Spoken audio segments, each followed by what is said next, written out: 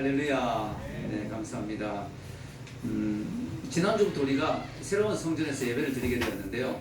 그래서 새 성전에서 새로운 마음으로 또 신앙의 기초를 확실히 하고자 하는 마음으로 로마서 강해를 시작하게 되었습니다. 네, 우리가 지난 시간에 공부한 내용대로요, 바울이 로마에 있는 성도들에게 편지를 했는데 자신이 예수님의 종이다 라고 하면서 동시에 복음을 전하기 위해서 사도로 부름을 받았다, 이렇게 자신의 정체성을 이야기했습니다. 그리고 바울은 자신에 대해서 장황하게 소개하기보다는 오히려 복음에 대해서 열심히 소개를 합니다. 왜냐하면 바울은 복음에 대해서 미쳐있는 사람이기 때문에 이 복음을 빨리 전하고 싶어서 복음을 열심히 소개하는 것을 볼 수가 있습니다. 자, 우리 지난주 말씀에서 가장 핵심이 뭐냐? 바로 복음이 뭐냐? 복음은 하나님의 복음이고 복음은 그의 아들에 관한 내용이다. 즉, 다시 한번 말씀드리면 복음의 핵심은 그의 아들이 복음이다. 다른 게 복음이 아니다. 복음은 추상적인 이야기나 또 어떤 말장난하는 게 아니다. 복음은 한 인격체에 관한 것이다. 복음은 바로 예수님, 하나님의 아들, 그분이 복음이다. 왜 예수님이 복음이냐면은 다윗의 혈통으로 오셔가지고 또 부활로 하나님의 아들로 증명이 되었고 선포가 되었고, 바로 인간과 하나님 사이를 연결하는, 인간의 죄 문제를 해결할 수 있는 분은 예수님밖에 없기 때문에 예수님이 복음이다 하는 사실을 지난주에 말씀을 드렸습니다. 자, 이렇게 바울은 복음에 대해서 간략하게 설명을 하고 그 다음에는 로마 교회 성도들에게 은혜와 평강이 있기를 기원합니다. 네, 역시 우리 은총이 센서 좋았습니다. 끄적었습니다. 예. 자, 은혜와 평강이 있기를 기원합니다. 우리 7절 읽겠습니다. 같이 읽습니다. 시작. 로마에서 하나님의 사랑하심을 받고 성도로 부르심을 받은 모든 자에게 하나님 우리 아버지와 주 예수 그리스도로부터 은혜와 평강이 있기를 원하노라. 자, 오늘 바울은 이제 인사말로 은혜와 평강이 있기를 원한다, 이렇게 이야기했습니다. 은혜와 평강이 있다는 게 무슨 말일까? 이제 어떤 사람들이 이렇게 해석하죠. 우리가 은혜 받으면 우리 마음에 평안이 찾아온다. 그래서 은혜와 평강이다, 이렇게 해석합니다. 그 말도 틀린 말은 아닙니다. 그러나 우리 이제 존 스타트 목사님 같은 분은 성경 강해를 깊이 하는 분이죠. 이분은 여기서 좀 더 나가서 로마서 전체를 꿰뚫는 어떤 그 주제 중에 하나가 바로 은혜와 평강이다. 즉, 우리가 은혜를 받으면 우리 이웃과 평강을 누리게 된다. 특별히 유대인과 이방인 사이에 막혔던 담이 허물어지고 그리스도 안에서 하나가 된다. 그것을 강조하는 게 바로 은혜와 평강이다. 자, 이 존 스타트 목사님의 말씀 여기 좀 적어 놓았는데요. 자, 은혜는 하나님이 죄인을 값없이 어렵다 하신 것을 강조하며, 자, 은혜와 평강이라고 했을 때 은혜는 하나님이 죄인을 값없이 어렵다 하신 것을 강조하는 내용이고, 평강은 그리스도의 몸 안에서 유대인과 이방인이 화해하는 것을 강조한다. 당시 로마 교회 안에는 유대인도 있었고 이방인도 있었다. 그러므로 바울은 하나님의 은혜를 받게 되면 유대인이나 이방인이나 이제 하나님의 언약 백성에 함께 속하게 된다는 것을 강조하기 위해서 그 말을 사용한 것이다. 이렇게 깊이 있게 해석을 했습니다. 자, 우리가 은혜를 받게 되면 유대인과 이방인이 이제는 평안을 누리고 평강을 누리고 화해하게 되고 서로 평화를 누리고 하나님의 같은 언약 공동체 안에 속하게 된다. 우리가 은혜 받으면 사람과의 관계가 회복되죠. 여러분, 우리가 은혜 받으면 특징이 뭐예요? 관계가 회복된다. 그래서 여러분이 은혜를 받았는 것 같은데, 교회를 다닌 것 같은데 내가 주위 사람과 관계가 계속 나쁘다, 계속 평안이 없다, 계속 싸우고 다투게 된다면 여러분 진짜 은혜 받은 것이 맞는가? 다시 한번 여러분을 되돌아봐야 됩니다. 은혜를 받으면요, 관계가 회복되게 될 거예요. 자, 그 다음에 그 성경에 예수님이 하신 말씀 우리가 한번 읽어보겠습니다. 예수님도 비슷한 말씀 하셨죠. 읽겠습니다. 화평하게 하는 자는 복이 있나니 그들이 하나님의 아들이라 일컬음을 받을 것이며. 이게 팔복에 나오는 거죠. 은혜 받으면 하나님 백성 되면 어떻게 된다고요? 피스메이커, 평화를 만드는 사람이 된다. 화평하게 하는 사람이 된다. 그게 바로 하나님의 아들의 특징이다. 이걸 이야기하는 것이죠. 자, 바울은 이렇게 인사말을 하고 그 다음에는 감사를 합니다. 바울의 특징이 인사하고 감사한다. 예, 인사를 하고 그 다음에 감사한다. 보통 바울의 서신에 그런 게 많이 나오죠. 내가 너희들에 대해서 감사함은. 자, 바울이 뭘 감사합니까? 우리 8절 한번 읽어보겠습니다. 위에 8절. 먼저 내가 예수 그리스도로 말미암아 너희 모든 사람에 관하여 내 하나님께 감사함은 너희 믿음이 온 세상에 전파됨이로다. 아멘. 자, 감사의 내용이 뭘까요? 바로 그들의 믿음이 온 세상에 전파되었다. 자, 즉 로마에 있는 성도들의 믿음이 바울이 있는 자리까지, 바울이 지금 어디서 이 편지를 쓴다고 했어요? 혹시 지난주에 기억나시는 분? 힌트, 고자로 시작합니다. 고린도죠. 고린도에서 편지를 쓰는데요, 로마에 있는 성도들의 믿음이 거기까지 소문이 나 있는 거예요. 고린도 교회 성도들이 바울에게, 야, 로마 교인들이 진짜 믿음이 좋다고 하더라고요. 로마의 핍박이 심한데 정말 믿음을 잘 지킨다 하더라고요. 소문이 고린도까지 나와 있어요. 바울이, 너의 믿음이 소문이 고린도까지 들린다. 여기까지 소문이 들릴 정도로 너희들이 믿음 생활을 열심히 잘하니까 내가 이것에 대해서 하나님께 감사한다. 이렇게 바울이 이야기를 하는 겁니다. 여러분, 이 믿음의 소문이 나는 교회가 돼야 되겠죠. 저도 가끔씩 그런 생각을 합니다. 우리 교회가 우리끼리는 좋은데, 우리끼리 믿음 좋다고 이야기하고 우리끼리 은혜롭다고 이야기하는데 바깥에서 봤을 때 우리 교회를 어떻게 평가할까? 우리 잘 알 수가 없잖아요. 근데 이제 가끔씩 보면 다른 교회 다니다 우리 교회 오는 분들이 있어요. 그리고 우리 교회 정착하게 되는 분들인데, 그분들이 이 교회 오니까 이런 것이 좋더라, 이 교회가 참 은혜롭더라, 이렇게 이야기해 줄 때 많이 감사한 느낌이 듭니다. 우리 교회가 객관적으로 볼 때, 그들이 다녔던 다른 교회들과 비교해 볼 때 우리 교회가 괜찮은 교회구나, 그런 생각을 들 때 마음의 위로가 되고 감사가 되는 거죠. 그러니까 우리끼리 좋다고 하면 되는 게 아니라 좋은 소문이 나야 되겠죠. 그러니까 저도 이곳에 이제 새롭게 또 이사를 와서 저도 신경을 많이 쓰고 있습니다. 주위에 분들이 우리 교회를 어떻게 생각할 것인가. 그래서 그분들 미리 찾아가서 인사도 드리고, 우리 교회에 뭐 불편한 게 있으면 좀 이야기하라고 이야기도 하고, 제가 음료수도 갖다 드리고 그랬어요. 저희 스피커하고 이렇게 앰프를 이렇게 미리 또 철거를 해야 되기 때문에 그 전문가를 불렀습니다. 그분들이 다 철거를 하고 하는 김에 그분들이 이사까지 같이 도와주기로 했어요. 용달차를 가지고 와서. 그렇게 이제 해서 했는데, 이사한 날 아침에 딱 와보더니 그분들이 생각보다 짐이 너무 많다고 그러시는 거예요. 왜냐면 우리는 그냥 생각하기에, 우리 뭐 그냥 의자 몇 개만 나르면 됩니다, 이렇게 생각했거든요. 근데 막상 또 정리해보니까 짐이 꽤 많이 나오더라고요. 이사라는 게 그렇잖아요. 해보면 짐이 또 많이 나오잖아요. 이분들이 좀 당황하면서 짐이 너무 많다고 그렇게 이야기했어요. 그런데 우리 교회 이제 교회 리더들이 특별히 아침 일찍 성신여대에 나와가지고 이삿짐을 많이 도와줬습니다. 그리고 보문동 쪽에서는 또 자매님들도 같이 많이 나와서 도와줬어요. 물론 그날 정말 바빠서 못 나온 분들도 있어요. 그래서 안 나온 거에 대해서 미안할 필요는 전혀 없습니다. 다만 이제 또 준비가 되고 시간이 되는 분들은 나와 도와줬는데, 특별히 그 성신여대 쪽에 그 짐이 되게 많았고 저희 집에도 가는 짐이 있었고 해서 참 무거운 짐들이 많았습니다. 우리 형제들 한 서너 명이 진짜 열심히 했는데, 정말 일을 잘하더라고요. 보니까 평상시에 헬스클럽에 다니던 형제들이 있어요. 이게 하나님께서 몇 달 전부터 몸을 다지게 하신 데 이유가 있구나. 얼마나 한 2시간 이상 막 잠시도 안 쉬고 막 계속 짐을 내리는데 진짜 대단하더라고요. 이쪽에서도 우리 형제 자매들이 막 다 올려주고 해서 이사를 무사히 잘 마쳤습니다. 근데 놀라운 사실은 그분들이 원래 그거 다 해가지고 120만 원 받기로 했는데 100만 원만 달라는 거예요. 그래서 20만 원 깎아주는 거예요. 보니까 제 아내가 말하기를 그분들의 눈물까지는 아니지, 눈이 약간 감동을 받은 사람의 눈, 감동을 뭔가 우리 청년들을 보면서 감동을 받은 듯한 그런 느낌을 많이 받았다고 합니다. 이렇게 헌신적인 청년들이 있는가, 세상에 이런 교회가 있는가. 스스로 우리가 깎아달라 하지도 않는데 감동을 받아가지고 그렇게 돈을 깎아주시더라고요. 그런 이야기를 제가 들으면서 감사하다. 우리가 교회가 바깥 사람들이 보기에 참 교회가 은혜가 되고 덕이 돼야 된다, 이런 것을 제가 느끼면서 너무 감사했습니다. 여러분, 우리 교회도 그렇고요, 우리 교인도 그렇고, 여러분 개개인도 그렇고, 다른 사람들이 보기에 저분이 그리스도인이구나, 저 형제가 그리스도인이구나, 참 덕스럽다, 은혜롭다라는 생각이 드는 그런 사람이 되어야 될 줄로 믿습니다. 칭찬받는 교회, 아름다운 소문이 나는 교회가 되어서 바울은 로마 교회에 대해서 감사하다 하고 이야기합니다. 그리고 바울은 자신이 로마 교회를 위해서 기도하고 있다고 이야기합니다. 우리 9절을 읽겠습니다. 내가 그의 아들의 복음 안에서 내 심령으로 섬기는 하나님이 나의 정인이 되시거니와 항상 내 기도에 쉬지 않고 너희를 말하며. 저는 바울이 진짜 우리가 이런 말 하기 쉽잖아요.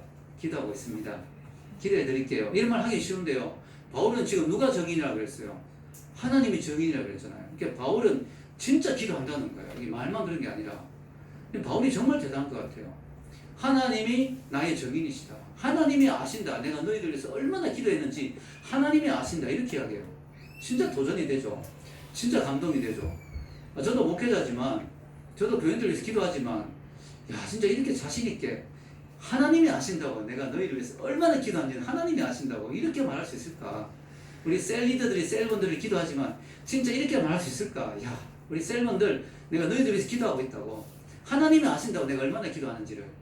여러분 바울이 특별히 한두 교회가 아니잖아요. 바울이 개최한 교회가 얼마나 많습니까? 이 한 교회면 한 교회 단임 목사로 한 교회를 위해서 기도하는 거야. 뭐 또 집중해서 할 수 있는데 바울은 또 개최한 교회가 얼마나 많습니까? 거기다 또 로마 교회 자기가 개최한 교회가 아니에요. 그런데도 바울이 이렇게 많이 기도하고 있다는 거예요. 그 바울의 이 기도의 모습에서 우리가 도전을 받아야 되죠. 야, 정말 기도의 사람이구나. 바울은 우리가 누군가를 만나기 전에 먼저 그를 위해서 기도하는 것이 중요합니다. 이 바울은 로마 교인들을 만나기 전에 먼저 뭐예요? 기도를 해놓았다는 거예요. 기도를 해놓았다. 먼저 기도를 했다는 거죠. 그리고 편지를 보내고 그리고 그들을 만났다는 거예요. 이게 만남이 자연스럽고 부드럽게 만남이 되겠죠. 우리가 누군가를 만나고 싶을 때 미리 기도하는 것이 중요합니다. 또 할 수 있다면 우리가 그들 위해서 우리가 편지도 보내는 바울처럼 편지도 보내고 사랑의 마음을 전달하는 것도 중요해요. 특히 그가 전도 대상자랍니다. 전도 대상자라면 우리가 미리 기도하고 미리 편지하고 미리 선물도 보내고 해서 준비했을 때 그들을 만났을 때 마음문이 열리겠죠. 전도가 되겠죠. 우리가 너무 아무것도 투자하지 않고 시간도 투자하지 않고 기도도 투자하지 않고 다짜고짜 만나서 막 전도하는 전도가 잘 안 될 수 있어요. 왜 이렇게 전도가 안 되지? 이렇게 생각하지 말고 그 바울의 모습을 우리가 좀 봐야 됩니다. 자, 그 다음에 바울은 기도만 하면 안 되잖아요. 편지만 하면 안 되잖아요. 난 정말 너희들이 가고 싶다. 진짜 찾아가고 싶다고 이야기합니다. 10절 읽겠습니다. 어떻게 하든지 이제 하나님의 뜻 안에서 너희에게 나아갈 좋은 길을 얻기를 구하노라. 어떻게 하든지 이 말은 바울이 정말 가고 싶었다는 걸 보여주는 거죠. 할 수만 있다면, 방법만 있다면 내가 너희들에게 가고 싶다. 잘 안 됐어요. 길이 잘 안 열렸어요. 왜냐하면 하나님은 나중에 바울을 가게 하는데 어떻게 가게 했어요? 죄수의 몸으로. 죄수의 몸으로 가게 했어요. 예, 그래서 죄수의 몸으로 국가에서 다 경비도 대주고, 예, 호의도 다 해주고, 안전하게 배에 태워서 그렇게 로마까지 나중에 갑니다. 근데 당신은 정말 가고 싶은데 하나님이 가는 길을 안 열어주셨습니다. 근데 바울의 마음은 어떻게 하든지 너에게 나아갈 길 얻기를 구하노라. 근데 뭐예요? 하나님의 뜻 안에서. 이게 중요해요. 바울이 하나님의 뜻을 구했기 때문에 당장은 못 가게 돼도 바울은 실망하지 않았어요. 아, 못 가면 편지하지 뭐. 못 가면 기도라도 많이 해놓지 뭐. 하나님의 뜻이겠지. 지금은 가는 게 하나님의 뜻이 아니겠지. 하여튼 나는 가기를 원하. 나는 인간적으로 열심히 가기를 원하지만 하나님 막으시면 또 하나님 뜻이 아니겠지. 우리가 하나님의 뜻을 모를 때 어떻게 해요? 열심히 하면서 어떻게 해야 돼요? 하나님 아니면 막아주십시오. 이게 정말 중요해요. 목사님, 제가 저 자매를 좋아하는데 하나님 뜻이 뭘까요? 아, 그래? 너가 좋아하면 좋아한 마음을 기도하고 표현해라. 근데 이렇게 기도해. 하나님 뜻이 아니면 막아주십시오. 저 자매의 마음이 안 열리게 해주십시오. 그렇게 해야죠. 왜냐하면 하나님 뜻이 아닌 자매와 결혼하면 안 되잖아요. 그래서 여러분, 열심히 내가 할 일을 해요. 내가 사업을 계획해요. 아, 이거 하나님 뜻인지 모르겠는데 열심히 계획해라. 열심히 준비해서 해라. 근데 하나님 뜻이 아니면 막아달라고 해요. 그럼 상황이 안 풀리든지 뭐 자금이 안 열리든지 뭐 이런 코로나 때문에 뭐 갑자기 문이 닫히든지 하나님 뜻이 아니겠죠. 그러니까 우리는 잘 모를 때는 열심히 해요. 근데 하나님의 뜻이라면이라는 그 마음 자세를 가져야 돼요. 그래야 시험이 안 들어요. 하나님 왜 하늘마다 방해하세요? 내가 열심히 하려고 내가 하나님 다 막으세요. 이런 시험이 안 들어요. 하나님 뜻이라면 열어주십시오. 하나님 뜻이 아니면 괜찮습니다. 막아주십시오. 오직 하나님의 뜻만 이루어지기를 원합니다. 얼마나 인생이 살기가 쉽습니까, 여러분? 얼마나 쉬워요. 하나님 뜻이 아니면 막으시면 되니까. 그럼 안 가면 되니까. 그럼 여러분, 길이 열리고 잘 풀리면 하나님이 원하시는구나. 하나님 감사합니다. 길이 안 풀리고 막으면 하나님 뜻이 아니구나. 하나님 알겠습니다. 그럼 되는데 시험 될 일이 없는 거죠. 바울은 겸손합니다. 하나님의 뜻이라면 내가 너에게 가기를 원한다. 바울이 정말 가고 싶었어요. 어떻게 하든지 이렇게 나오잖아요. 어떻게 하든지 가고 싶었다. 그러나 그럼에도 불구하고 바울은 하나님의 뜻이라면 이렇게 이야기하는 것이 바울이 참 신앙의 하나님 주권을 인정하는 거죠. 자, 바울이 왜 이렇게 로마 교회에 가기를 원했을까요? 자, 여기 세 가지 이유가 나옵니다. 11절과 13절 사이에 11, 12, 13절 같이 한번 읽어볼까요? 시작. 내가 너희 보기를 간절히 원하는 것은 어떤 신령한 은사를 너희에게 나누어 주어 너희를 견고하게 하려 하니 이는 곧 내가 너희 가운데서 너희와 나의 믿음으로 말미암아 피차 아니함을 얻으려 함이라. 형제들아, 내가 여러 번 너희에게 가고자 한 것을 너희가 모르기를 원하지 아니하노니 이는 너희 중에서도 다른 이방인 중에서와 같이 열매를 맺게 하려 함이로되 지금까지 길이 막혔도다. 여기 보면 바울이 그들에게 정말 가고 싶었던 이유가 세 가지가 나옵니다. 첫째는 너희들에게 어떤 신령한 은사를 나누어 주셔서 너희를 견고하게 하려 함이라. 여기서 신령한 은사는 우리가 방언이나 통역이나 뭐 병고침 이런 거라고 생각이 쉬운데 은사니까 이제 제가 이걸 좀 저도 뭔가 싶어서 좀 연구를 많이 해봤고 주석을 많이 보니까 많은 학자들이 이것은 복음이라고 얘기합니다. 복음. 그래서 너희를 견고하게 하려 함이니 이 말씀을 보면 더 알 수 있는데요. 복음 위에 굳게 서도록 너희들에게 말씀을 확실히 전하고 싶다. 복음 위에 너희들 다시 한번 확실히 세우고 싶다. 이것이 바울의 마음이었습니다. 바울은 그들이 복음 앞에서 단단하게 서 있기를 원했다는 거죠. 두 번째 바울이 가고 싶었던 이유는 피차 안위함을 얻게 하기 위함이다. 12절 다시 읽겠습니다. 이는 곧 내가 너희 가운데서 너희와 나의 믿음으로 말미암아 피차 안위함을 얻으려 함이라. 아멘. 여기 바울의 겸손함이 있어요. 피차 안위함을. 바울 같은 대사도잖아요. 성경을 신약 성경의 반을 기록한 사람인데 하늘에 왔다 갔다 한 사람인데 천국 갔다 온 사람이죠. 바울은. 바울의 입장에서 이렇게 교만할 수도 있죠. 내가 너희들에게 뭘 나눠주고 너희들 한 수 가르치려고 간다. 너희들 내가 가면 아마 도움이 많이 될 거야. 이렇게만 이야기할 수 있는데 바울은 진짜 겸손해요. 너희들이 나에 대해서 도움을 받고 나도 너희들 통해서 위로함을 좀 받고 싶다. 피차, 이 피차란 말 속에 겸손이 있다. 피차 안위함을 받고 싶었어. 너희들 만나서 나도 많이 위로받고 싶다. 너희들 통해서 많이 은혜 받고 싶다. 난 은혜 끼치는 사람이야. 왜 이래? 난 은혜 끼치는 사람이야. 이렇게 안 오는 거야, 바울은. 나도 너희들 보면서 은혜 받고 싶다. 또 위로받고 싶다. 힘을 얻고 싶다. 여러분, 정말 놀라운 사실은요. 제가 목회를 해보니까 저와 제 아내가 느끼는 건데요. 저 이 부대에서 아내하고 대화는 안 해봤습니다만 말씀 준비하면서 이 말씀 준비하면서 대화는 안 했지만 평상시에 나눈 대화가 있고 평상시에 제 아내를 잘 알잖아요. 그렇기 때문에 제 마음, 아내 마음을 알아요. 아마 동의할 거예요. 저와 제 아내가 목회하면서 느낀 거는 뭐냐면 우리가 은혜를 끼치는 사람이잖아요. 저는 주일 예배, 제 아내는 뭐 수요일 날, 금요일 날. 근데요, 정말 놀라운 사실은요. 우리도 은혜를 끼치지만 은혜를 너무 많이 받아요, 여러분들. 아멘? 아멘. 격하게 동의하고 있습니다. 은혜를 많이 받아요. 지난주에 리더 모임하면서 제 아내가 그런 말 하더라고요. 지금까지 그리스도인, 참된 크리스찬의 모델을 참 보고 싶었는데 우리 교회 와서 많이 봤다. 우리 교회 리더들이 정말 말씀대로 살려고 몸부림치는 거. 그걸 보면서 정말 진정한 기독교인의 모습을 봤다. 크리스찬의 모습을 봤다. 이런 이야기를 제 아내가 나누면서 들었습니다. 우리가 이 교회 와서 목회를 하면서요. 우리 교회에서 목회를 하면서요. 목회의 길이 외롭고 힘든 길이잖아요. 근데 여러분들 보면서 많이 힘을 얻어요. 뭐 여러분들이 뭐 좋은 걸 갖다 줘서 그런 것만이 아니라 여러분들이 하나님 뜻대로 살려고 노력하고 말씀대로 살려고 노력하고 말씀 안에서 변화되려고 노력하고 몸부림치고 참 정말 직장생활 힘든데 기도하고 하나님 뜻대로 살려고 하고 정말 요즘 재정이 어렵잖아요. 물질로 헌신하고 이런 것들을 보면서 우리 너무 은혜를 받는 거예요. 그 힘을 얻는 거예요. 야, 진짜 이게 기독교인의 삶이구나. 이렇게 사는 것이 맞구나. 야, 정말 저들이 말씀 안에서 정말 말씀대로 살기 위해서 노력하는구나. 진짜 보면 은혜가 되거든요. 피차 안위를 얻게 돼. 아멘? 피차 은혜를 받는 게 피차. 특별히 이번에 교회를 옮기면서 정말 마음고생이 심했거든요.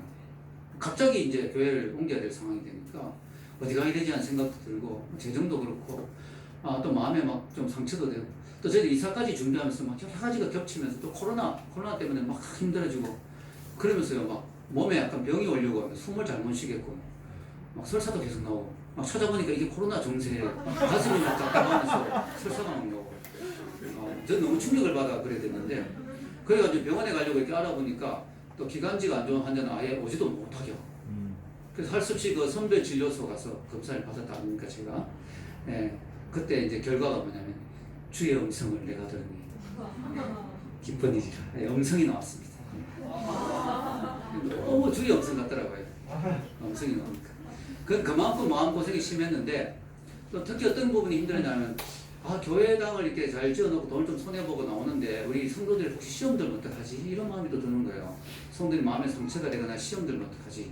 근데 너무 감사한 것은 우리 리더들을 중심으로 저희들의 상황들을 잘 이해하면서 목사님, 사모님 마음 편하게 목회하는 게 중요하죠. 아무 걱정하지 마십시오. 저희들이 다 돕겠습니다. 이렇게 리더들이 헌신하기 시작하면서 우리 셀원들에게도 잘 이야기해 줘서 너무 놀라워서 우리 교인들 중에 어느 누구도 시험 들거나 그것 때문에 뭐 교회 나가거나 목사님 때문에 실망했다라든가 이런 사람 아무도 없고 다 한 마음이 되어서 같이 교회 옮기는데 협력하고 도와주고 이렇게 하는 과정을 겪으면서 저희들의 마음에 많이 위로가 되고 치유가 되고 또 피차 안위를 얻게 되는 은혜가 있었는 줄 믿습니다. 우리가 서로 피차 안위를 얻는 거예요. 우리가 셀을 한 이유도 그거죠. 셀 하면서 우리가 서로 나누고 또 교제하고 셀 하면서 우리가 서로 다 이렇게 공유하잖아요. 또 비밀도 지켜주고 그러면서 우리가 서로 아픔을 다 드러내고 이야기하면서 뭐요? 서로 피차 안위를 얻는 것이죠. 아멘. 이걸 위해서 하나님이 교회 공동체를 주신 거예요. 그래서 우리가 어떻게 돼요? 천국 갈 때까지 서로 밀면서 끌면서 당기면서 서로 손잡아주면서 뭐요? 넘어진 사람 일으켜주면서 뭐요? 천국까지 같이 다 가자는 거예요. 아멘. 천국까지 무사히 다 가자는 거예요. 아멘. 부부도 마찬가지예요. 부부도 우리가 결혼을 왜 했습니까? 여러 가지 이유가 있지만 영적인 걸로 보면요, 천국까지 같이 가도록 도와주기 위해서 부부가 서로 남편이 힘들어지면 부인이 서로 당겨주고 또 부인이 또 마음이 우울해지고 낙심해지고 남편도 여보 힘내야지 우리 천국까지 잘 가야지 믿음 생활 잘해야지 또 끌어주고 그래서 부부가 있는 거예요. 그래서 부부가 하나님 부부를 주신 이유가 바로 그거예요. 서로 피차 안위를 얻으면서 서로 피차 격려가 되면서 천국까지 가도록 한 명이라도 낙오되면 안 되잖아요. 아멘. 천국 가는데 낙오되면 안 되잖아요. 네. 그래서 우리가 피차 안위를 얻으면서 도와주면서 가는 거예요. 자, 바울이 그들을 만나고 싶었던 세 번째 이유가 뭐냐?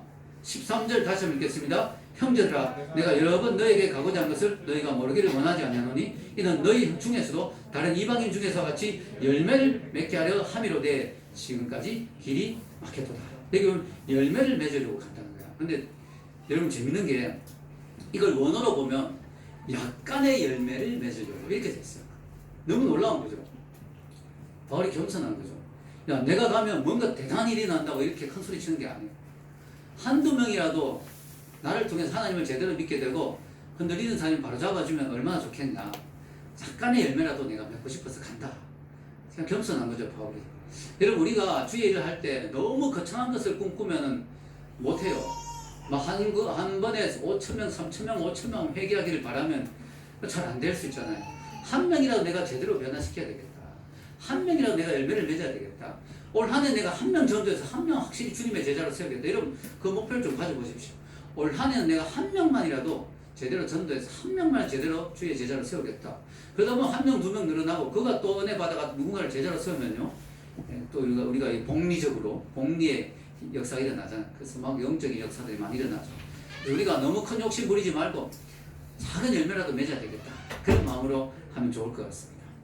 자, 그런데요, 문제는 뭐냐? 이 모든 이유 때문에, 이 세 가지 이유 때문에 바울이 정말 가고 싶었는데 어떻게 됐어요? 길이 막혔도다. 안 된다는 거예요. 안 되더라는 거예요. 길이 이상하게 안 열리더라는 거죠. 결국은 나중에 하나님이 제수의 몸으로 가게 해주시지만 지금 가야 되는데 안 열린다는 거죠, 길이. 여러분, 그런데 뭐예요? 하나님의 뜻이라면 그랬잖아요, 바울이. 여기에 하나님의 놀라운 뜻이 있었다는 거예요. 길이 막혔던 게 너무 큰 은혜였다. 왜냐? 길이 열렸으면 바울이 귀찮은데 가서 말로 하자. 로마서를 안 썼다는 거예요. 길이 열렸는데 바로 가서 만날 수 있는데 모아놓고 설교 한번 해버리면 되는데 로마서 피곤하게 쓸 눈도 나쁜데 지금 로마서 눈 아픈데 로마 쓸 시간이 없고 막 쓸 이유가 없는 거죠. 길이 막히니까 바울이 너무 답답한 거야. 이 복음을 전하고 싶은데 너무 답답해서 야, 안 되겠다. 체계적으로 복음을 한번 일단은 좀 전해야 되겠다.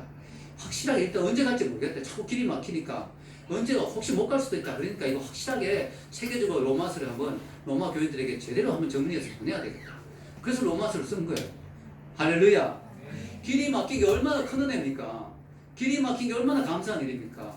수많은 영혼들을 변화시킨 이 로마서가 없어졌다고 생각해요. 여러분, 성경에서 로마서를 가위를 잘라내가 없다고 생각해요. 얼마나 허전하겠어요. 사도행전에서 바로 막 고린도전서로 들어가 버리면 얼마나 허전하겠습니까? 로마서가 있어서 기독교 교리가 완전히 세워지거든요. 그래서 이것도 은혜다. 길이 막히는 것도 은혜다. 아멘? 네, 우리 믿는 사람에게는 모든 게 은혜예요. 우리 교회에 옮기게 지금 하나님 뜻이 있겠죠. 이것도 또한 하나님 갖고 있는 은혜가 있겠죠. 모든 게 하나님 은혜, 하나님 뜻 안에 있는 것이거든요. 그래서 여러분, 이걸 생각하면 우리는 모든 일에 감사할 수 있죠. 길이 열려도 감사하고, 길이 열리면 내가 뜻한 바가 이루어졌으니까 감사하고, 길이 막히면 하나님의 더 큰 뜻과 계획이 있는 줄 믿고 감사하고. 아멘? 우리 그게 믿음이에요. 그게 믿음. 그게 바로 하나님의 주권을 인정하는 거죠. 하나님이 내 삶의 모든 부분을 간섭하고 계신다. 하나님 내 삶의 모든 부분을 지금 주관하고 다스리고 계신다. 이걸 인정하는 것이 믿음이라는 거죠. 자, 바울은 복음을 전하면서 어떤 마음이냐? 빚진 자의 심정을 가졌다. 즉, 복음을 전할 의무를 일종의 빚으로 생각했다. 빚지고 있는 걸 생각했다. 자, 우리 읽어보겠습니다. 14절과 15절 시작. 헬라인이나 야만이나 지혜 있는 자나 어리석은 자에게 다 내가 빚진 자라. 그러므로 나는 할 수 있는 대로 로마에 있는 너에게도 복음 전하기를 원하노라. 자, 바울이 뭐라고 얘기하면 빚진 자다라고 해서 빚을 지고 있다. 자, 도대체 무슨 뜻이냐 이게. 바울은 돈으로 빚지는 거 별로 좋아하지 않아요. 여러분, 바울이 그러면 했죠. 사랑의 빚 외에는 아무 빚도 지지 말라. 자, 그럼 무슨 빚이냐? 이게 사랑의 빚인데요. 이 빚이 뭐냐 이거죠. 이걸 제가 한 3가지로 정리해 봤습니다. 도대체 바울이 무슨 이유 때문에 복음을 전하는 의무를 빚진 걸로 생각할까? 3가지로 생각해 봤습니다. 첫째는요, 자신은 하나님을 대적하던 자였잖아요. 예수님을 대적하던 자였잖아요. 그리스도는 핍박하던 자였잖아요. 하나님이 자기를 버리고 자기를 지옥에 보내도 할 말이 없는 사람이에요, 바울은. 왜냐하면 예수 믿는 사람을 그렇게 괴롭혔으니까 하나님이 괘씸하다고 생각하고 너는 지옥 가라 해서 지옥 가도 바울은 하나도 하나님께 뭐 따질 게 없는 사람이에요. 자기가 잘못했으니까. 근데 그런 바울을 하나님 돌려 세우셨죠. 만나 주셨죠. 구원하여 주셨죠. 그러니까 뭐예요? 너무너무 감사하죠. 이거 하나님 사랑의 빚을 지고 있는 거죠. 야, 이거 하나님의 큰 사랑 때문에 내가 구원받았구나. 나를 버려도 할 말이 없는데 하나님의 사랑 앞에 자기는 빚지고 있는 거예요. 두 번째는 뭐냐? 하나님의 사랑이 어떤 사랑인지 자세히 살펴보니까 이것도 엄청난 사랑이죠. 하나님의 아들 예수님이 천국 보좌를 버리시고 왕의 멸류관을 내려놓으시고 왕관을 내려놓으시고 왕복을 벗으시고 초라한 종의 모습으로 오셔서 나를 위해 죽어주셨다. 엄청난 사랑이다 이거죠. 사랑의 빚이다. 여러분, 찰스 콜슨이라는 분 있죠. 이분이 닉슨 보좌관으로 미국의 최고 잘 나가던 사람이었는데 정치계에 정말 성공을 위해서 모든 걸 바쳤던 사람이죠. 타임즈인가 뉴스위크에서 그를 평가하기를 그는 출세에 도움이 된다면 자기 할머니도 차로 치고 지나갈 수 있는 인간이다. 그 정도로 야비한 그런 인간이었는데 닉슨 게이트 사건이 터지면서 감옥에 가게 되면서 예수님을 만나게 됐어요. 완전히 인생이 바뀌었죠. 근데 찰스 콜슨에는 이런 멋있는 말이 있어요. 여기 제가 적어놓진 않았는데 내가 알고 있는 역사상의 왕과 여왕들은 모두 자기를 위해 죽으라고 백성들을 내보냈다. 자기 백성을 위해 죽겠다고 마음먹은 유일한 왕은 오직 한 분뿐이었다. 할렐루야. 그분이 누굽니까? 예수님이죠. 역사상 모든 왕과 여왕들은 자기를 위해서 죽어달라고 백성을 내보냈다는 거예요. 전쟁터에 죽음의 자리에. 근데 백성을 위해서 죽음의 자리에 나가준 왕은 한 분밖에 없었다. 예수님. 이 사랑, 이 엄청난 사랑을 바울이 깨닫고 마음에 빚이 생깁니다. 이 사랑을 어떻게 갚아야 될까? 이 사랑의 빚을 어떻게 갚아야 될까? 바울이 사랑의 빚을 가지게 된 거죠. 세 번째는 그는 자신이 구원받은 것은 이방인 때문이라고 생각했습니다. 즉 이방인들에게 복음에 대한 빚이 있다고 생각했죠. 이게 무슨 뜻이냐면요. 이건 제가 총신 다닐 때 세계적인 신약학자인 김세윤 교수님에게 들었던 이야기인데 지금도 기억에 남아서 제가 지금 이야기합니다. 바울이 이방인의 사도로 부름받았잖아요. 즉 바울은 이방인을 위해서 부름받은 거예요. 그럼 바울이 거꾸로 생각하면 이런 생각이 든다는 거죠. 만약에 구원받아야 될 이방인이 없었다면 하나님이 굳이 나를 구원할 필요가 있었을까? 이방인을 위한 사도가 필요했으니까 나를 구원했지 않았겠냐. 그러면 이방인이 만약에 없었다면 나를 구원 안 했을 수도 있다. 야, 그럼 이방인들이 너무 고마운 존재다 나에게는. 그들에게 내가 빚을 지고 있다. 그 마음이었다는 거죠, 바울이. 그래서 바울이 이방인들을 전도하면서 내가 복음을 전해도 자랑할 게 없다. 이거는 하나님이 이방인 때문에 나를 구원했으니까 이방인이 나에게는 은인이다. 당연히 내가 그 빚을 갚아야 된다. 그들 때문에 내가 구원받았으니까 이제 내가 그들을 구원해줘야 될 빚을 갚아야 된다. 이렇게 바울이 마음을 먹었다는 것입니다. 여러분, 우리는 세상 사람들에게 복음을 전하고 하나님의 은혜를 전해야 될 의무가 있습니다. 근데 이 의무를 바울처럼 마음의 빚이라 생각하고 그런 마음으로 빚진 자의 마음으로 복음을 전한다면 더 열심히 전할 수가 있겠죠. 왜냐? 여러분, 빚지면 빨리 갚고 싶잖아요. 여러분에게 빚이 있으면 빨리 갚고 싶잖아요. 예. 우리 리디아도 대출 지금 하나님 은혜로 들어갈 때 장학금 엄청 많이 받았잖아요. 수억의 돈이 들었는데 장학금을 엄청 받아가지고 진짜 대출을 한 학기에 500만 원 정도 대출 국가에서 해주는데 너무 감사하게 한 학기를 하고 났더니 그 다음부터 대출이 없어져 버렸어요. 너무 신기하죠. 그래도 500의 빚이 남았는데 리디아가 와서 지금 레슨하고 열심히 해서 지금 한 300 갚았다고 합니다. 우리 리디아가 빚이 있으니까 찝찝하니까 빨리 갚고 싶다는 거죠. 여러분, 사람이 빚이 있으면 빨리 갚고 싶잖아요. 우리가 빚이 있으면 갚고 싶은 마음이 있듯이 여러분이 복음을 전하는 것이 빚으로 생각해요. 난 해도 되고 안 해도 돼 이게 아니고 빚을 우린 지고 있기 때문에 빨리 갚아야 돼요. 빨리 한 명을 전도해야 됩니다. 아멘? 그런 마음을 가져야 된다는 거죠. 자, 마지막으로 우리가 생각할 것은요, 바울은 복음을 전하면서 부끄러워하지 않았다. 왜 부끄러워하지 않았느냐? 그 이유가 바로 복음은 모든 사람에게 무엇을 주는? 구원을 주는 하나님의 능력이기 때문에. 16절 읽겠습니다. 내가 복음을 부끄러워하지 아니하노니 이 복음은 모든 믿는 자에게 구원을 주시는 하나님의 능력이 됩니다. 먼저는 유대인에게요, 그리고 헬라인에게로다. 아멘. 자, 바울이 복음을 부끄러워하지 않는다. 여러분, 복음을 우리가 생각해 왜 그렇게 부끄러워하는 걸까? 복음이 부끄러운 거였는가? 당시 복음은 부끄러웠어요. 왜냐하면요, 로마 자체는 힘의 논리로 세워진 나라거든요. 로마는 파워잖아, 파워. 강력한 군대의 힘, 강력한 재정, 어떤 행정의 힘, 모든 도로를 다 닦아쳐. 로마, 모든 길은 로마로 통한다. 강력한 힘을 가지고 있는 게 로마이기 때문에 로마에서는 힘 약한 사람은 전부 도태되고 전부 불의한 거예요. 힘이 세면 그게 정의예요. 힘이 약하면 그게 불의예요, 불의. 약자들은 전부 무시당해요.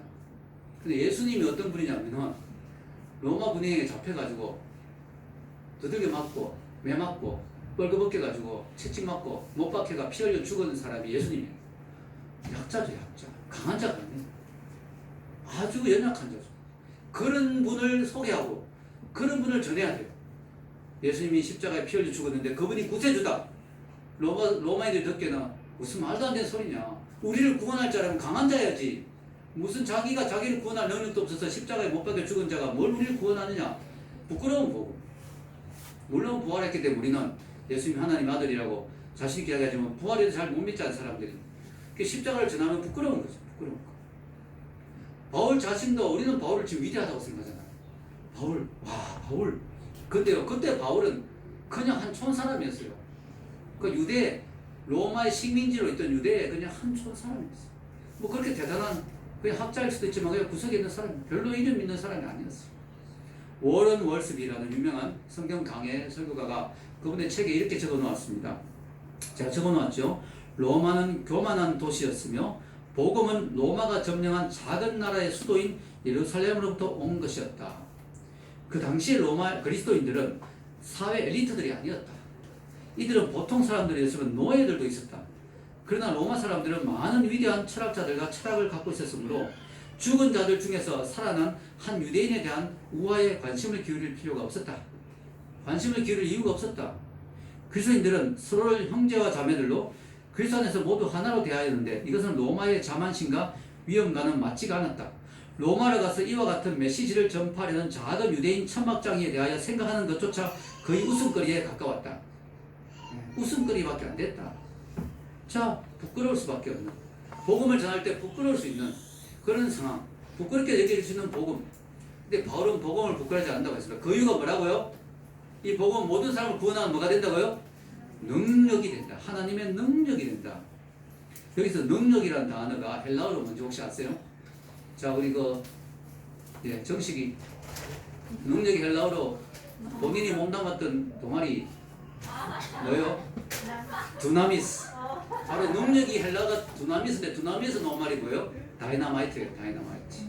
다이나마이트 말이 여기서 나왔거든요. 두나미스 이게 다이나마이트가 여기서 나옵니다. 이게 능력. 바울이 보기에는 복음이 부끄러울 수 있는 거지만 나는 복음을 전혀 부끄러워하지 않는다. 그 이유는 복음은 사람을 구원하는 다이나마이트 같은 폭발력 있는 엄청난 능력이 있기 때문에 나는 복음이 전혀 부끄럽지 않다. 이 복음이 너무 자랑스럽다. 복음은 사람을 바꾸는 거예요. 사람을 구원하는 거예요. 사람을 살리는 거예요. 결국 로마도 복음 앞에서 무릎 꿇었잖아요. 로마의 황제가 복음 기독교를 국교로 공인해버렸잖아요. 강력한 힘이죠. 복음의 능력입니다. 복음은 능력이 있다. 여러분, 복음 안에 사람들이 바뀌는 거예요. 변화되는 거예요. 죽은 사람이 살아나는 거예요. 여러분, 복음 안에서 얼마나 놀라운 일이 일어나는지 모릅니다. 복음은 완전히 한 사람, 한 가정을 완전히 변화시킬 수 있죠. 네. 박효진 장로님 그분의 간증을 보면, 책을 보면 유명하잖아요. 교도소에 사역했는 거. 그분이 미국 갔다가 어떤 가족이, 일가족이 자기를 만나러 왔대요. 집회 장소. 호텔 아이 잡아가지고 극진하게 대접하더래요. 어떤 일이냐 했더니 그 집에 웬 여자가 있는데 며느리가 들어왔는데 이 여자를 남자가 무시하고 또 다른 여자를 구하고 아기를 얻고, 그러니까 이 여자를 완전히 찬밥 신세죠. 이 여자가 너무 분노에 차가지고 막 죽을 것 같아요. 그래가지고 이 가정을 다 죽이고 자기도 죽자 이렇게 결심한 거예요. 그때부터 미국에는 사격장이 있거든요. 사격 연습을 한 거예요. 근데 백발백중 숨어있던 재능을 발견했대요. 사격이 너무 잘 되더라고요. 분노에 차니까 사격이. 그래서 이제 날 잡아가지고 이제 그날 이제 완전히 온 가족을 다 죽인 거예요. 잡았는데 우연하게 이 장로님 테이프를 누가 줘서 듣게 된 거예요. 테이프를 들으면서 복음을 발견하게 된 거죠. 그래서 완전히 회개의 눈물을 흘리고 이 자매가 완전히 사람이 뒤집어져 바뀌어버린 거예요. 그래가지고 이제 자기가 날 잡은 그날 밤에 파티한 날 다 모였는데 총을 하나 들고 다 올라간 거죠. 그리고 총을 탁 꺼내니까 전부 난리가 난 거야. 근데 하나님 제가 이 총으로 다 죽이고 저도 죽이려고 했습니다. 근데 제가 박효진 장로님의 간증을 듣고 복음을 알게 됐습니다. 복음 앞에서 저는 무너졌습니다. 복음 앞에서 여러분들 다 용서하게 됐습니다. 총을 제가 버립니다. 그러니까 울었어요. 그러니까 사람들이 깜짝 놀라서 자기 죽을 뻔했으니까 전부 다 회개하고 울고 그 가정이 완전히 다 구원받았어요. 그래서 생명의 은인이라고 박효진 장로님을 찾아온 거예요. 미국에 집회한다는 말을 듣고 다른 도시에서 몇 시간을 걸려 차 몰고. 복음은 사람을 구원하는 능력이 있다. 아멘. 그래서 바울이 부끄러워하지 않았다는 거예요. 복음은 능력이 있다. 그래서 바울은 부끄럽지 않았다. 자, 17절 읽겠습니다. 복음에는 하나님의 의가 나타나서 믿음으로 믿음에 이르게 하나니 기록된 오직 의인은 믿음으로 말미암아 살리라 함과 같으니라. 자, 복음에는 하나님이 사람을 구원하는 능력이 있는데 그게 바로 하나님의 의가 있다. 믿음에서 믿음으로 의롭게 한다. 자, 하나님의 의. 우리가 의로워져야 되거든요. 하나님 앞에 가려면 하나님과 관계가 회복돼야 되는데 이게 우리 힘으로는 안 된다는 거예요. 우리 구약 성경의 내용을 보면 전부 사람들이 행위로 노력으로 의로워지려고 했는데 다 실패했잖아요. 아무도 안 됐어요. 하나님이 우리를 어렵게 하는 다른 방법이 나왔다 이거예요. 그게 바로 예수님의 복음. 하나님 우리가 노력해서 의로워지는 게 아니라 예수님을 통해서 하나님의 의를 덧입는다는 거죠. 그 의를 우리가 누린다는 거죠. 이게 복음에 있는 하나님의 의라는 거죠. 믿음으로 믿음에 이르게 한다. 즉 처음부터 끝까지 믿음으로 오라는 뜻입니다. 이 말은 처음부터 끝까지 믿음을 행위가 아니고 오직 믿음으로 예수님이 나를 위해서 해주신 그 모든 그 행위에 근거해서 그걸 내가 믿는 믿음으로 우리가 하나님의 의를 누리게 됐다. 이게 복음이다. 여기 하나님의 능력이 있다 하는 것입니다. 자, 많은 신학자들이 로마서 1장 16절과 17절 로마서의 주제라고 하고요. 성경 전체 복음의 요약이라고 합니다. 그만큼 중요합니다. 성경 전체 복음의 요약이 뭐냐? 복음은 사람을 구원하는 능력이 있고 복음에 하나님의 의가 나타난다. 이것이 성경 전체의 주제라는 거죠. 이걸 로마서가 사실은 다루고 있습니다. 로마서 전체의 주제입니다. 그래서 이 부분에 대해서 제가 앞으로도 계속 좀 더 자세히 설명을 할 것입니다. 사도 바울은 복음을 자랑스럽게 여겼습니다. 왜냐하면 복음은 이 세상에 그 어떤 것도 할 수 없는 일을 한다는 거죠. 사람을 변화시키는 거. 사람을 구원하는 거. 여러분, 로마는 힘을 자랑했습니다. 로마는 강력한 힘을 자랑했습니다. 그러나 그 강력한 힘으로도 로마는 인간을 변화시키지 못했습니다. 헬라인들의 찬란한 문화는 찬란한 지성은 사람들에게 많은 지성의 불꽃을 일으켰습니다. 그러나 그 놀라운 철학자들의 가르침과 지성을 가지고 사람을 변화시키지 못했어요. 여러분, 지금도 마찬가지입니다. 인류의 문명이 정말 놀랍게 꽃을 피웠잖아요. 과학이 발전하고 문명이 발전했지만 이 찬란한 인류의 문명으로도 인간의 근본적인 문제에 대한 답을 찾을 수가 없어요.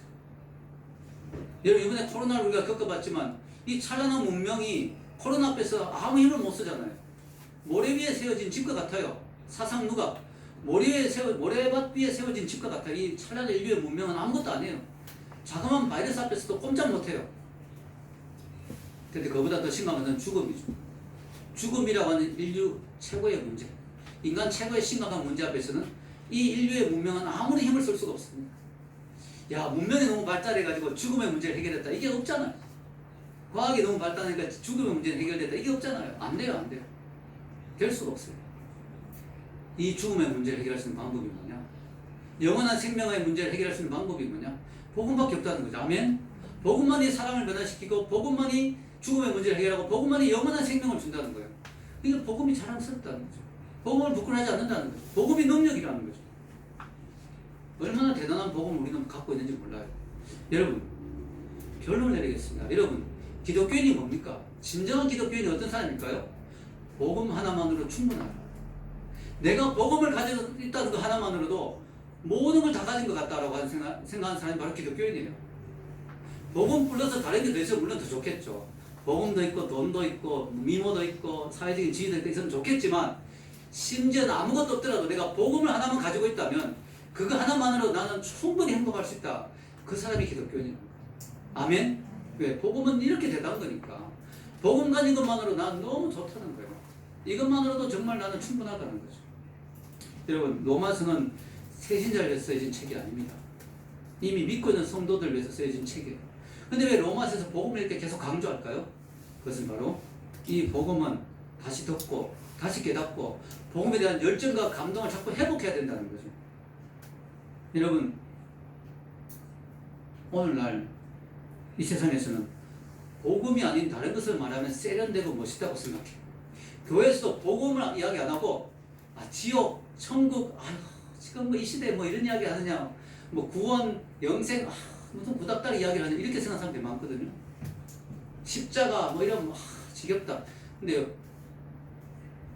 자아성취, 긍정 사고방식, 인생 성공의 법칙 뭐 이런 걸 이야기하면 되게 세련되고 멋있다고 생각해요. 그러나 정말 우리가 알아야 되는 것은 그게 인생의 답이 있는 게 아니에요. 복음을 전해야 됩니다. 아멘. 복음으로 돌아와야 됩니다. 복음이 없으면 인생의 답이 없다는 사실을 알아야 됩니다. 여러분, 바울은 복음에 미친 사람이라고 그랬죠. 복음의 열정에 사로잡힌 사람이라고 그랬죠. 이 복음의 열정이 지난주에 공부했을 때 우리가 지난주에 말씀을 들을 때 지난주 설교 제목 생각나는 사람 주보 뒤에 있습니다. 요약에 지난주 설교 제목 뭐예요? 복음에 대한 열정. 자, 오늘은요 제목이 뭐예요? 복음에 대한 확신. 자, 이 두 개를 연결해 봅시다. 뭡니까? 제가 이 말씀을 준비하면서 깨달았어요. 바울이 복음에 대한 열정이 어디서 나오느냐? 복음에 대한 확신 때문에 나옵니다. 내가 갖고 있는 복음에 대한 확신이 없으면 복음에 대한 열정을 낼 수가 없죠. 바울이 왜 이렇게 복음에 대해서 미쳐 있는가? 복음에 대해서 열정을 가지고 있는가? 그 이유는 자기가 갖고 있는 복음에 대한 확신 때문에. 여러분이 복음에 대해서 열정이 없다면 그 이유는 여러분이 지금 복음에 대해서 확신하지 못하게 돼요. 이 복음이 사람을 살린 거라고 생각하면 여러분 미치지 않겠어요? 정말 세상에 이렇게 엄청난 게 어디 있느냐는 거죠. 인류의 답이라고 생각하면 이거 정말 여러분 거기에 대해서 정말 올인하고 싶지 않겠습니까? 이게 답인데 이게 답인데 이 세상 사람들이 그렇게 괴로워하고 그렇게 찾고 싶어하는 인생의 답인데 이걸 확신한다면 여러분 복음에서 여러분 인생을 바치고 싶지 않겠습니까? 꼭 목사가 안 되더라도 여러분 삶의 자리에서 복음의 사도가 되고 싶지 않겠습니까? 여러분이 결국은 복음에 대해서 막 미치지 않는 이유는 복음에 대한 확신이 아주 없는 거예요. 아주 확신이 부족한 거예요. 자, 복음의 확신은 어디서 나오느냐? 바울 자신이 먼저 복음 때문에 변화받았거든요. 자기가 경험했거든요. 자기가 체험했거든요. 그러니까 이런 확신이 나오는 거예요. 복음 때문에 자기 인생이 바뀌었잖아요. 여러분, 바로 그것입니다. 그래서 바울이 소개할 때 복음을 하나님의 복음이라고 지난주에 소개했는데요. 하나님의 복음이면서 동시에 나의 복음이 돼야 돼요. 나의 복음. 바울의 복음만이 아니라 내 어머니의 복음만이 아니라 내 아버지의 복음만이 아니라 나의 복음. 아멘? 이게 나의 복음이 돼야 된다는 거예요. 내 부모님 믿기 때문에 할 수 없이 교회에 나온다 이게 아니에요. 나의 복음. 바울처럼 이 복음을 체험해야 돼요. 그러니까 바울은 그때부터 복음에 미친 사람이 된 거예요. 오늘 말씀을 듣는 여러분들 모두가 복음을 체험했어. 복음에서 변화를 받았어. 이 복음이 나의 복음이 되어서 내가 갖고 있는 복음에 대한 확신 때문에 남은 인생 복음에서 사는 열정의 사람이 되시길 주의 이름으로 축원합니다. 기도하겠습니다.